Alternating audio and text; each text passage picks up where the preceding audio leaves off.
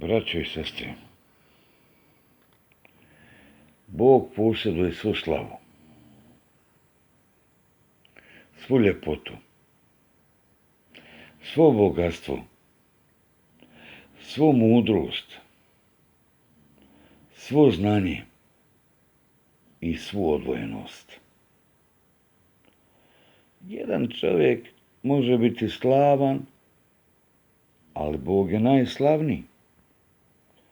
Jedan čovjek može biti lijep, ali Bog posjeduje svu ljepotu.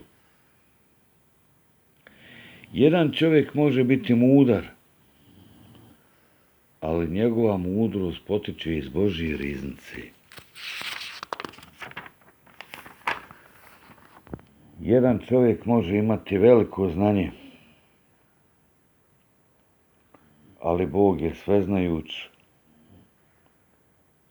Jedan čovjek može uložiti velike napore u ovladavanju čula. Ovo se odnosi na napredne tragavce koje ja nisam.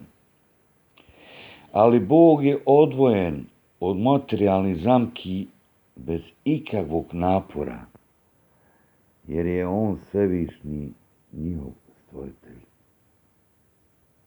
Neka je hvaljen i slavljen Gospodar svjetova. Amin.